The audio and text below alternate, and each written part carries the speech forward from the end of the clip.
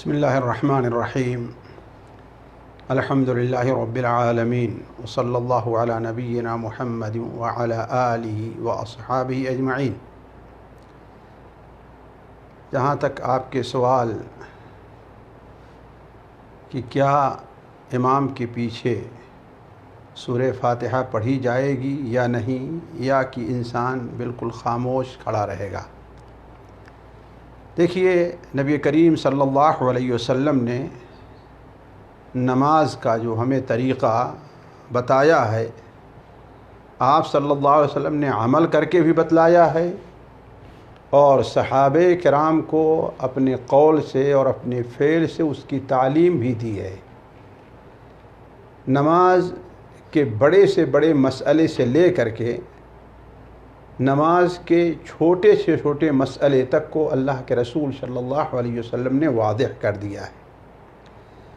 مثال کے طور پر انسان رفع الیدین کرتا ہے تو دونوں ہاتھ کہاں تک اٹھائے گا، دونوں ہاتھوں کی انگلیاں کیسے رہیں گی، انگلیوں کا رخ کس طرف رہے گا، رکوع میں جاتا ہے تو اس کے دونوں ہاتھ کیسے رہیں گے، دونوں ہاتھ کی انگلیاں پھیلی رہیں گی یا دونوں ہاتھ کی انگلیاں ایک سب کے ساتھ ملی رہیں گی، سجدے میں جب ہاتھ رکھتا ہے تو ہاتھ کہاں رکھے گا، پھر اس کے بعد جب سجدے میں جائے گا تو انگلیاں جو ہے پھیلی رہیں گی یا کہ انگلیاں سمٹی رہیں گی۔ یہ ساری تفصیل نبی کریم صلی اللہ علیہ وسلم نماز سے متعلق بیان کر دی ہے، اور ساتھ ساتھ آپ صلی اللہ علیہ وسلم نے یہ بھی فرما دیا ہے کہ صلو کما رأیتمونی اصلی، تم لوگ نماز ویسے پڑھو جیسے ہمیں نماز پڑھتے دیکھا ہے۔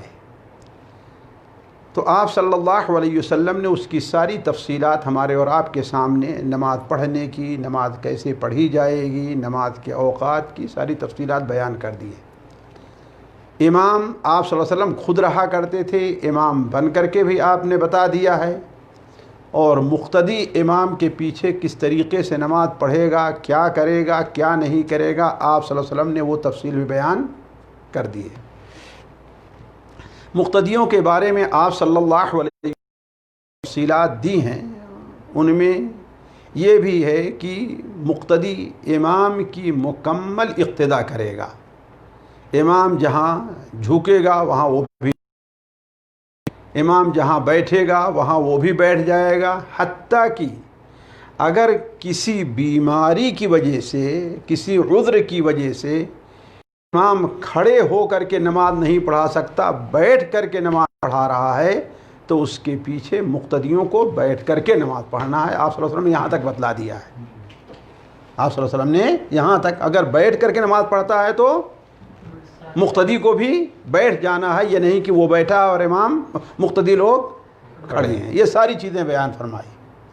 تو اب آپ کے سوال کی طرف آتے ہیں۔ آپ صلی اللہ علیہ وسلم نے نماز کے جو مسائل ہمیں اور آپ کو بتلائے ہیں، ان میں سے ایک مسئلہ یہ بھی ہے، صحیح بخاری میں جو قرآن مجید کے بعد دنیا کی سب سے صحیح کتاب ہے، اس میں کوئی دوسرا آدمی اس سے اختلاف نہیں کر سکتا۔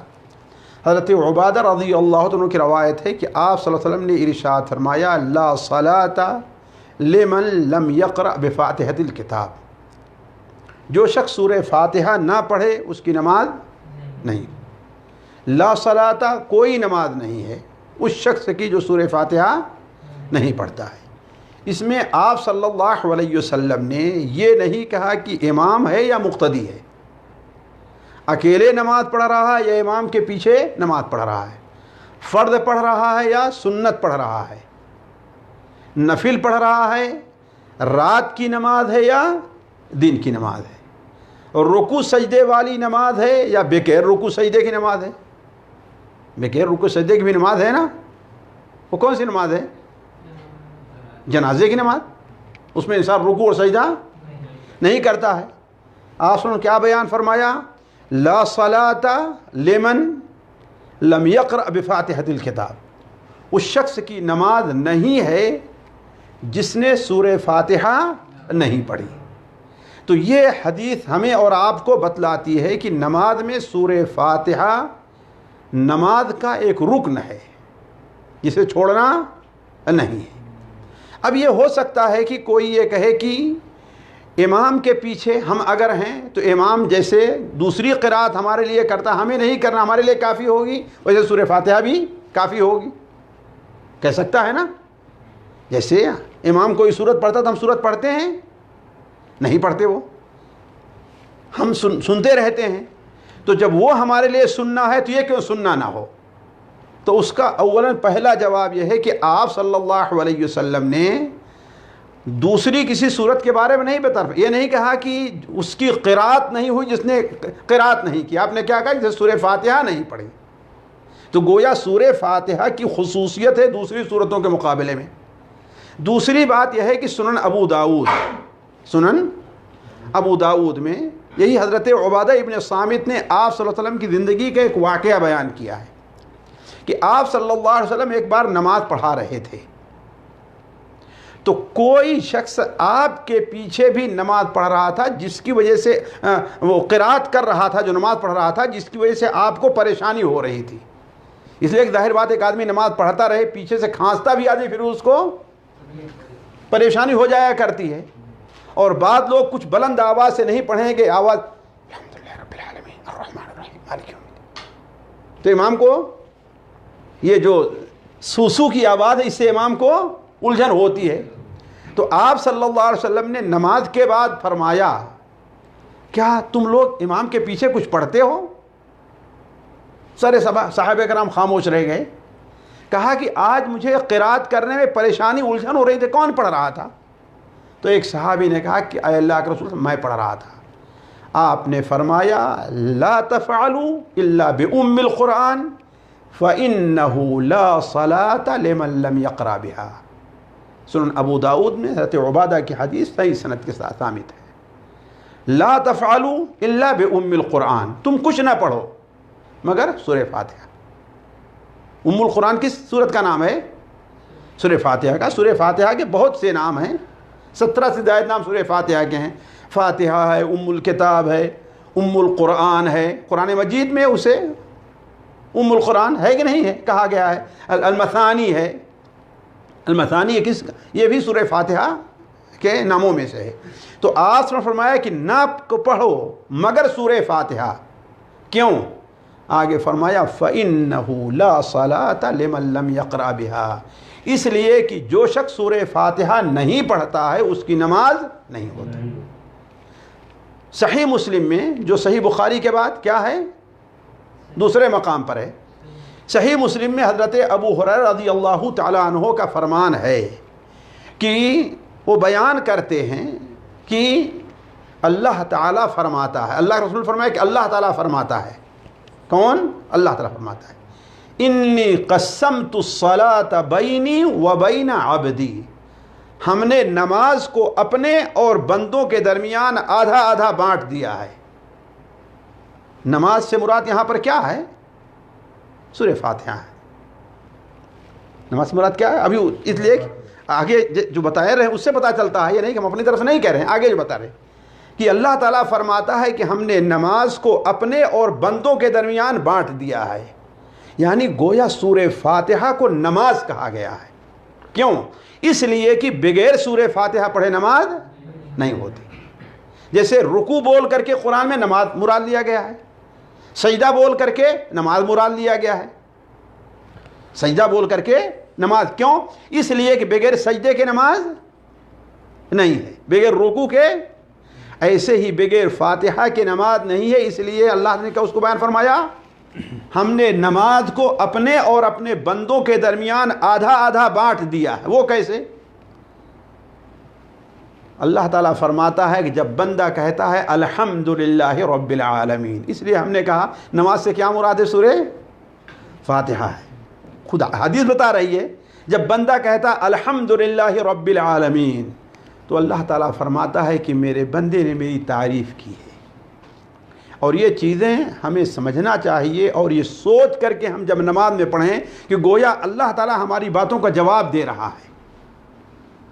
آپ جو ہے کوئی بات کہتے رہیں اور آپ کا کفیل کہے ہاں سچ کہہ رہا ہے، سچ کہہ رہا ہے، سچ کہہ رہا ہے، تو آپ کو اور جوش ہوگا کہ نہیں بات کرنے میں؟ اور اگر چپ چاپ خاموش سنتا رہے تو آپ کہیں پتہ نہیں میری بات کب کیا جواب دے گا، ہے نا؟ اور اگر کہے کہ یہ سچ کہہ رہا ہے، یہ سچ کہہ رہا ہے، تو اس کا اثر ہوگا کہ نہیں؟ تو ہم جب نماز میں کھڑے ہوں تو سوچیں کہ اللہ ہم کیا کریں، اللہ تعالیٰ اس کے جواب میں کیا کہہ رہا ہے۔ تو جب ہم پڑھتے ہیں نماز میں الحمدللہ رب العالمین، تو اللہ تعالیٰ کیا فرماتا ہے؟ میرا بندہ میری تعریف کر رہا ہے۔ پھر جب بندہ کہتا ہے الرحمن الرحیم، تو اللہ تعالیٰ فرماتا ہے میرا بندہ میری ثنا بیان کر رہا ہے۔ اور جب بندہ کہتا ہے مالک یوم الدین، تو اللہ تعالیٰ فرماتا ہے کہ میرا بندہ میری بڑائی بیان کر رہا ہے، کہ اتنا بڑا اللہ تعالیٰ ہے کہ دنیا تو چھوڑو، دنیا کا تو مالک ہے ہی، اللہ تعالیٰ آخرت کے دن کا بھی وہی مالک ہے، کوئی دنیا کو مالک نہیں ہوگا، ہے نا؟ اللہ بندہ میری بڑائی بیان کر رہا ہے۔ اللہ تعالیٰ فرماتا ہے یہ میرے بندوں کا حصہ ہے، یہ میرا حصہ ہے۔ کیا یہ میرا؟ اس لیے کہ اس میں میری تعریف اور میری بڑائی، میری بزرگی بیان کی گئی ہے۔ اور جب بندہ کہتا ہے ایاک نعبد و ایاک نستعین، اے اللہ تعالیٰ ہم صرف تیری ہی عبادت کرتے ہیں اور تجھی سے مدد چاہتے ہیں، تو اللہ تعالیٰ فرماتا ہے یہ میرے اور میرے بندوں کے درمیان مشترک ہے، اس لیے کہ اے اللہ ہم تیری عبادت کرتے ہیں، کس کے لیے ہے؟ اللہ کے لیے۔ اور اے اللہ تعالیٰ ہم تجھی سے مدد چاہتے ہیں، یہ کس کے لیے ہے؟ بندے کے لیے۔ تو اللہ تعالیٰ فرماتا ہے یہ میرے اور میرے بندے کے لیے ہے۔ پھر اس کے بعد جب بندہ کہتا ہے اہدنا الصراط المستقیم، اے اللہ تعالیٰ مجھے سیدھے راستے پر لگا دے، صراط الذین انعمت علیہم، ان لوگوں کے راستے پر جن پر آپ نے انعام کیا ہے، جن پر آپ نے انعام کیا ہے، غیر المغضوب علیہم ولا الضالین، اے اللہ تعالیٰ ان لوگوں کے راستے سے ہمیں بچا جن پر آپ ناراض ہوئے ہیں اور جو لوگ گمراہ ہیں۔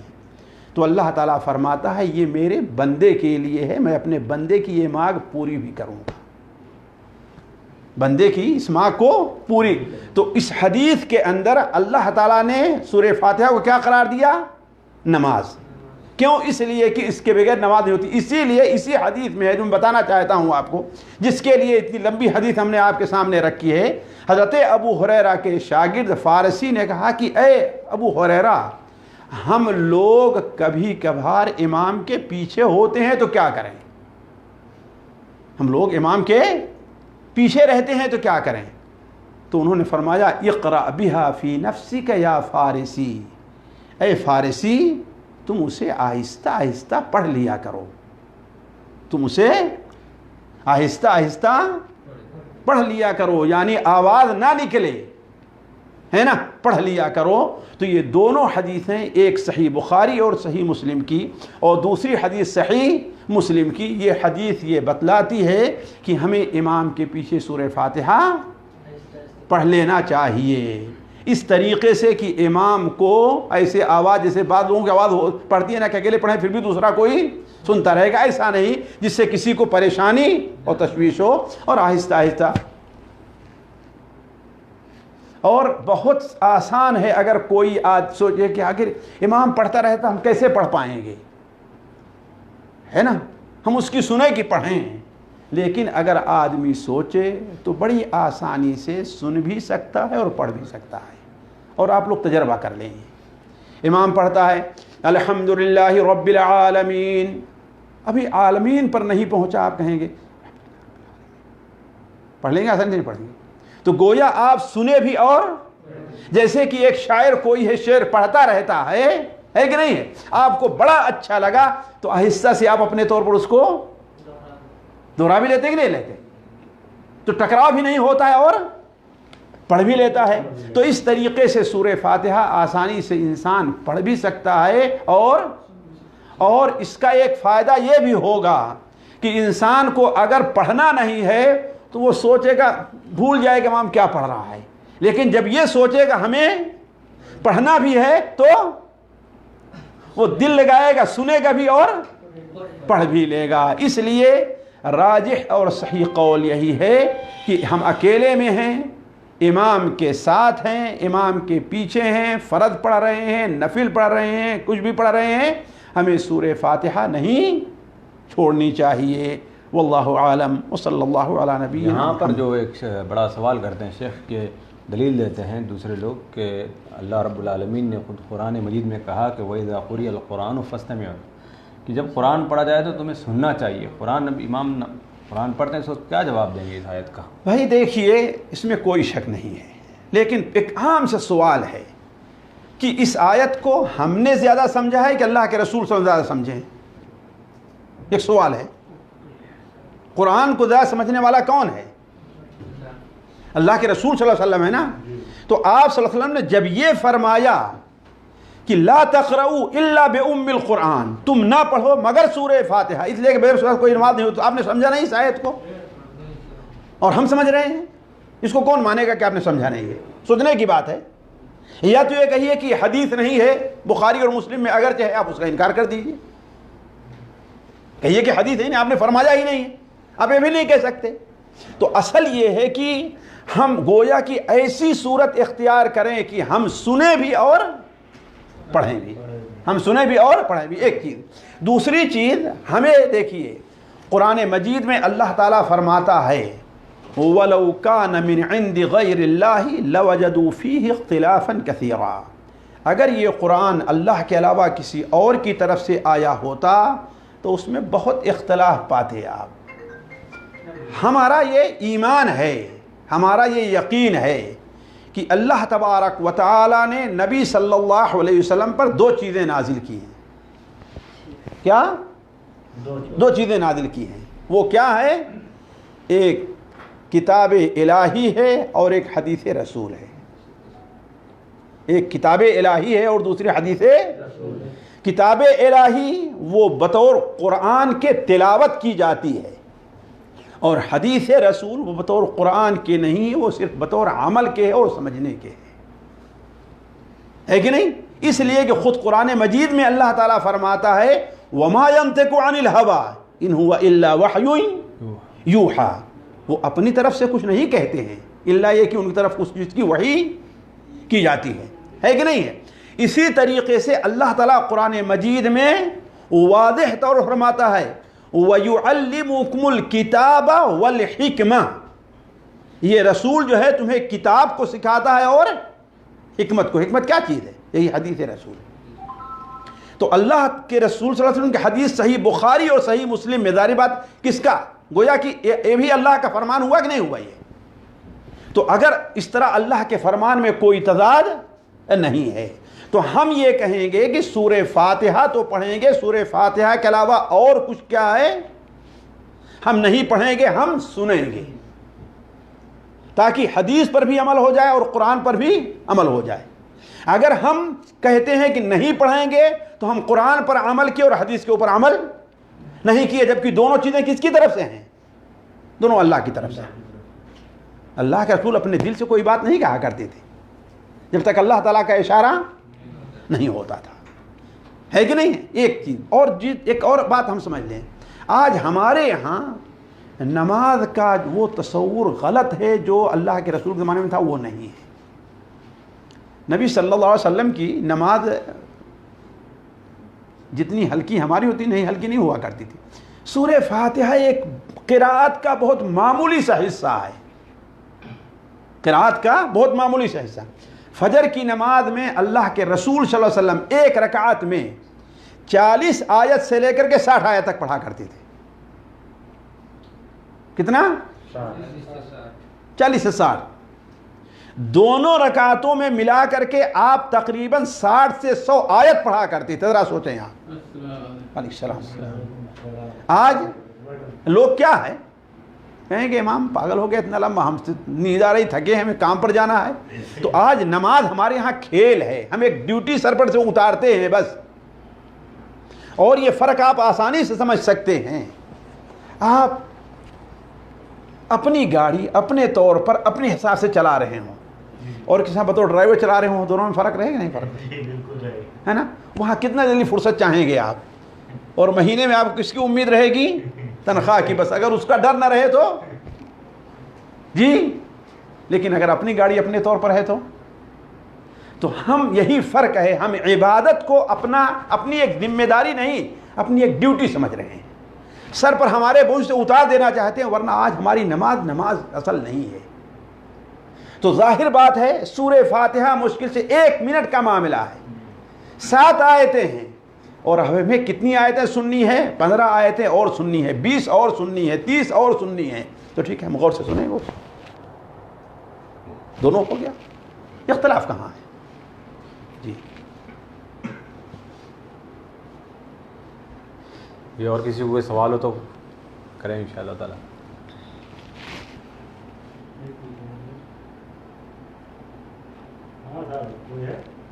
اچھا ماشاءاللہ سارے لوگ ویڈیو سنے ہیں نہیں سنے ہیں؟ شیخ کے جو 4 کلپس ہم نے بتائے تھے ساروں کے پاس آیا ہے مقابلے کمپٹیشن کا؟